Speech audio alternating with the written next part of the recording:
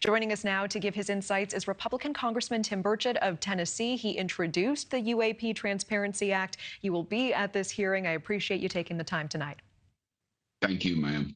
I want to start with what you expect to hear this Wednesday. Do you think that Americans will learn new information about UAPs, or are you expecting massive revelations on Wednesday? I think we're going to learn some things. It's peeling back the layers of an onion. The one thing I think that will happen eventually is President Trump will move towards total disclosure. And that's what's going to have to happen, because it's just going to be some person's word against another. And, you know, we have these government bureaucrats who keep saying that they don't exist, or as you quoted the one just then, saying that we misinterpret. Well, they're misinterpreting then, because their own people are saying we don't know what the heck these things are.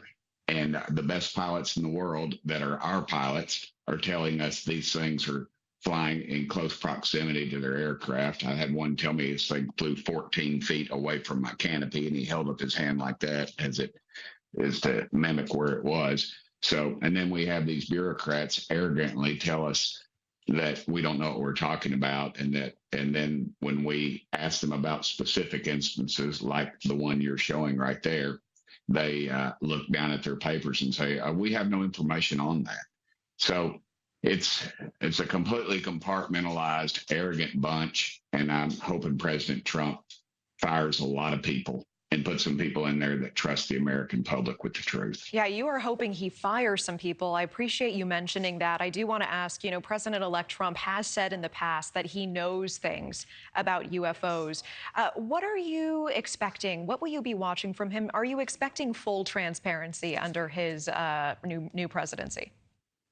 I hope so. That's the signals I've been given.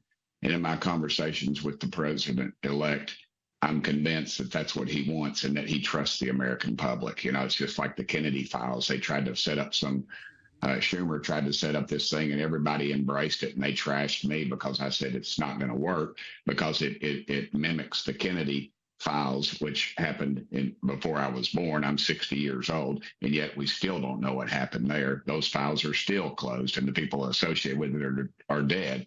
So we've got a lot of things to get to. I don't know that this will prove too much, other than that there's more out there and that we're not telling the truth. The admiral that will testify, he has some very compelling evidence that he wants to talk about. And there's no reason in the world for a man like that to lie, because if he, all he's going to do is be ridiculed in the public and by his former peers. So this is completely, Yeah, I mean, they face ridicule, and to your point, it is, these whistleblowers are at risk. They receive threats for coming forward. I do want to ask you, Congressman, I know you introduced the UAP Transparency Act. You've been championing this for some time.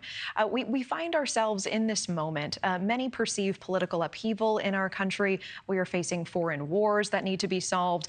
People still feeling the pinch of the economy and inflation at home, the border. Why does this in particular matter to you so much?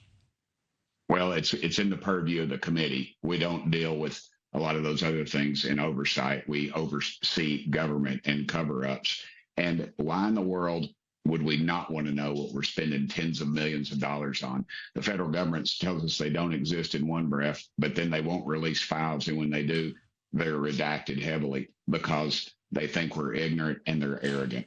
It says everything to do with Washington. It's power, influence, overconfidence, and arrogance, and money, of course, is all wrapped up into this. And if we had an hour, I could probably just scratch the surface. But I'm hoping we'll get to the bottom of this. Chairman Mace is going to be an excellent chairwoman, and she will, I believe, she will not put up with any garbage. And I'm looking forward to the committee.